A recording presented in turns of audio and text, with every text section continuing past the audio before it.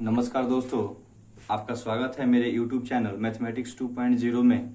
जैसा कि दोस्तों मैं बता दूं, कुछ टेक्निकल इशू की वजह से सुबह का मैं वीडियो अपलोड नहीं हो पाया। हालांकि वीडियो शूट हो गया था, लेकिन कुछ साउंड की गड़बड़ी की वजह से और कुछ टेक्निकल इशू की वजह से वीडियो अपलोड नहीं हो पाया। दोस्तों आइए हम कुछ आगे के विश्लेषण के बारे में अब चर्चा करते हैं।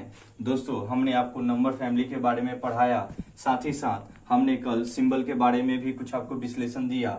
और जैसे कि मैंने आपको बताया है दोस्तों कि विश्लेषण जो है वह बेसिक से दिया जा रहा है, अर्थात कहने का मतलब यह है कि आपको जानकारी शुरुआत से दी जा रही है। और जैसा कि मैंने पहले बताया है दोस्तों कि हम शुरू से यानी बिल्कुल शून्य से लेकर हम बहुत ऊपर तक आपको लेके जाएंगे, यानी नीचे के लेवल से लेकर यानी लो लेवल से लेकर हाई लेवल तक की हम बात करेंगे। दोस्तों आइए आज हम कांस्टेंट और वेरिएबल के बारे में चर्चा करते हैं। जैसे कि दोस्तों आपको पता है कांस्टेंट का हिंदी अर्थ होता है अचर, जबकि वेरिएबल का हिंदी अर्थ होता है चर। इसको आप दूसरे शब्द में भी बोल सकते हैं। कांस्टेंट का मतलब होता है स्थिर और वेरिएबल का अर्थ होता है परिवर्तनशील। अर्थात कहने का अर्थ यह है दोस्तों कि नाम से ही पता चल रहा है स्थिर, यानी जिसका वैल्यू बिल्कुल स्थिर हो, उसमें कोई बदलाव नहीं हो, और परिवर्तनशील जिसके वैल्यू में हमेशा कुछ ना कुछ बदलाव होते रहे हो, उसी को वेरिएबल बोलते हैं।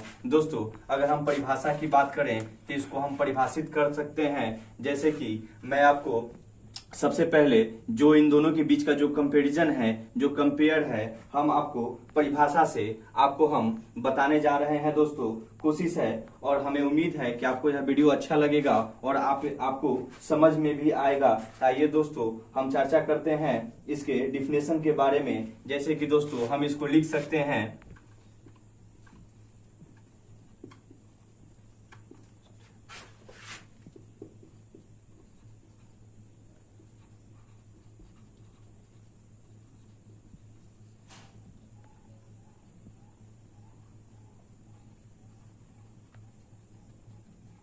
दोस्तों जैसे कि कांस्टेंट के डिफिनेशन के बारे में मैंने बताया कि constant is an unchanging quantity, अर्थात यह एक ऐसी मात्रा है जिसका मान कभी बदलता नहीं है। आप इसको चाहें दोस्तों तो आप इसको दूसरे भाषा में भी बोल सकते हैं, अर्थात इसका दूसरा भी डिफिनेशन आप दे सकते हैं। सब लोग का अलग अलग विश्लेषण होता है। मैंने कोशिश किया है कि आपको बहुत ही छोटे डिफिनेशन में आपको समझा दें। तो आपने डिफिनेशन से जाना कि कांस्टेंट वह होता है जिनका मान कभी बदलता नहीं है, कभी चेंज नहीं होता है, अर्थात इसको हम बोल सकते हैं कि यह अनचेंजिंग क्वांटिटी है। साथ ही साथ दोस्तों अगर हम आगे के कुछ डिफिनेशन के बारे में चर्चा करें तो इसको हम बोल सकते हैं दूसरे शब्द में कि ये कांस्टेंट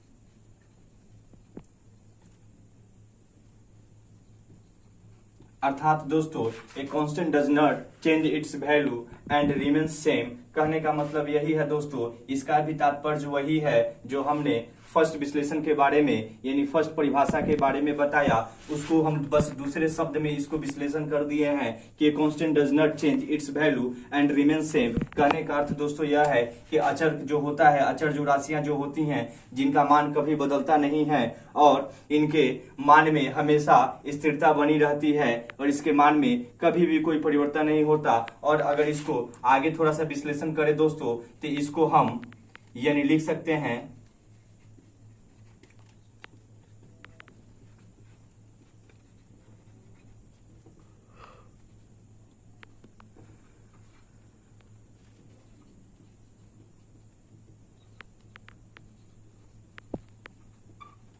अर्थात दोस्तों constant is represented by digit या नंबर। कहने का मतलब यह है दोस्तों कि जो अचर राशियां होती हैं उन्हें हम अंक या संख्याओं द्वारा दर्शाते हैं। जैसे कि मान लीजिए दोस्तों 1, 2, 12, 14, ये सब जो राशियां हैं, ये सब जो आपके सामने जो डिजिट जो दिखाई दे रहे हैं दोस्तों, ये सब के सब आपके कांस्टेंट होते हैं, अर्थात जो अंक होते हैं या जो संख्याएं जो होती हैं वह कांस्टेंट कहलाती हैं और इसके मान में कभी भी परिवर्तन नहीं होता है। लेकिन अब इसके बाद हम वेरिएबल को विश्लेषण करेंगे तो उसमें हम देखेंगे कि उसमें कुछ ना कुछ परिवर्तन होता है।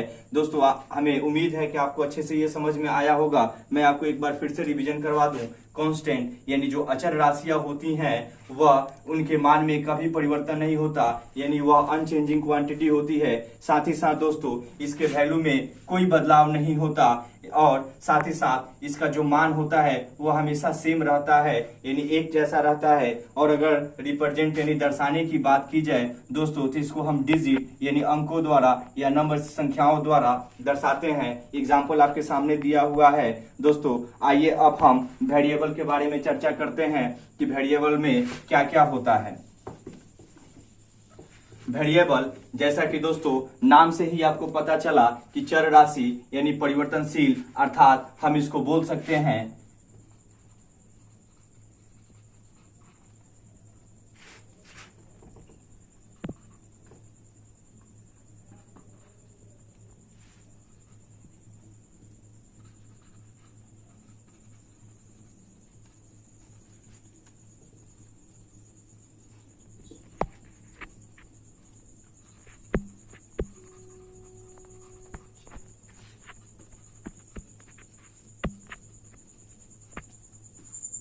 दोस्तों हमने वेरिएबल के बारे में जाना। आइए हम अब इसके विश्लेषण करते हैं परिभाषा से। तो हमने जैसे यहाँ पढ़ा कि variable is the quantity whose value can change time to time, अर्थात दोस्तों कहने का अर्थ यह है और कहने का तात्पर्य यह है कि जो हमारा जो चर जो राशियां जो होती हैं उनका मान समय के अनुसार और समय से समय बदलती रहती हैं। इनका मान स्थिर नहीं रहता, इनके मान में हमेशा परिवर्तनशीलता बनी रहती है। अर्थात कहने का मतलब यह है कि हम अपने सुविधा के हिसाब से और जो हमें इक्वेशन मिलते हैं उस इक्वेशन के हिसाब से हमें पता चलता है कि जो वेरिएबल यानी जो चर राशियां हैं उनका मान कितना आ रहा है और वह हमेशा बदलती रहती हैं।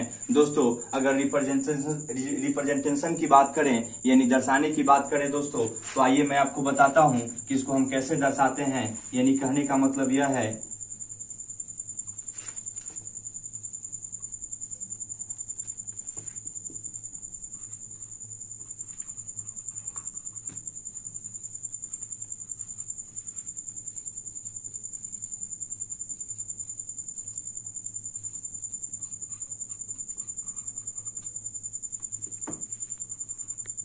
दोस्तों अगर रिप्रेजेंटेड की बात करें यानी दर्शाने की बात करें तो जो हमारी जो वेरिएबल्स जो क्वांटिटीज जो होती हैं यानी जो चर जो राशियां होती हैं, जो परिवर्तनशील जो राशियां होती हैं, उन्हें हम अल्फाबेट या लेटर्स के द्वारा यानी कहने का मतलब यह है कि हम अक्षर द्वारा इसे दर्शाते हैं। कहने का मतलब यह है कि जैसे कि आप X, Y, Z या A, B, C, D, कहने का मतलब यह है कि आप कभी भी इनमें से किसी भी लेटर का प्रयोग करके, किसी भी अल्फाबेट का प्रयोग करके आप इसको दर्शा सकते हैं। दोस्तों ज्यादातर जो प्रचलित में आते हैं जैसे कि जो एक्स वाई जो जेड है, हम इन्हें दर्शाते हैं कि हमारा एक्स वाई जेड क्या है, वेरिएबल है, क्योंकि यह एक अल्फाबेट्स है। अर्थात कहने का मतलब ये सब लेटर्स हैं, ये सब अक्षर हैं। दोस्तों हमें आशा है कि आपको बहुत अच्छे से वीडियो समझ में आया होगा। आइए एक बार हम आपको फिर से रिवीजन करवा दें। कांस्टेंट राशियां जिनका मान कभी नहीं बदलता, अर्थात कहने का मतलब यह है कि इनका मान हमेशा स्थिर रहता है, जबकि जो हमारी वेरिएबल जो हैं यानी जो चर राशियां जो हैं इनके मान में हमेशा परिवर्तन होते रहता है, ये बदलती रहती हैं, ये परिवर्तनशील मात्राएं कहलाती हैं और यह परिवर्तनशील होती हैं। दोस्तों अगर रिप्रेजेंटेशन की बात करें, दर्शाने की बात करें, तो हम कांस्टेंट को नंबर या डिजिट के द्वारा दर्शाते हैं, अर्थात कांस्टेंट को हम अंकों द्वारा दर्शाते हैं, जबकि वेरिएबल्स को हम अक्षरों द्वारा दर्शाते हैं। दोस्तों हमें पूरा पूर्ण भरोसा है कि आपको अच्छे से कांस्टेंट और वेरिएबल के बारे में पता चला होगा। हम इसके बाद कुछ आगे का विश्लेषण करेंगे। दोस्तों मैं आपको बता दूं कि अगर किसी भी प्रकार का अगर आपको डाउट है, अगर आप क्लास 9th और 10th के स्टूडेंट हैं तो सबसे पहले मैं आपको बता दूं कि आप घबराइएगा नहीं। मेरा कोशिश यह है कि जल्दी से जल्दी इसी सप्ताह में बेसिक नॉलेज के बारे में जानकारी देकर और आपका सिलेबस चालू कर दिया जाए। जो हमारे आगे का जो हमारा टॉपिक जो होगा, जैसे कि आज हमने कांस्टेंट और वेरिएबल के बारे में विश्लेषण दे दिया। जैसे कि कांस्टेंट वेरिएबल्स के कुछ टाइप्स भी होते हैं, अर्थात अगर आपको उसके बारे में भी अगर जानकारी लेना है, वह इंपॉर्टेंट नहीं होता है। तो अगर आपको फिर भी अगर उसके बारे में जानकारी लेना है दोस्तों, तो आप मुझे कमेंट करके बताइएगा कि हाँ सर कांस्टेंट और वेरिएबल को भी एक्सप्लेन कर दिया जाए, उसके टाइप्स के बारे में बता दिया जाए। हालांकि वह इंपॉर्टेंट नहीं है, उसके बारे में कहीं चर्चा नहीं होती है, फिर भी यदि अगर आपको जरूरत पड़े तो आप हमसे कहिए। उसके ऊपर एक छोटा सा हम वीडियो क्लिप तैयार कर देंगे और उसको हम आपके सामने पेश कर देंगे। दोस्तों आगे का जो हमारा टॉपिक होगा वह बॉड मास से जुड़ा हुआ रहेगा। साथ ही साथ बॉड मास में हम भी बॉड मास का चर्चा करेंगे, अर्थात कहने का मतलब यह है कि जिसमें वाइनिकुलम यानी बार ब्रैकेट जो आता है उसके बारे में हम चर्चा करेंगे।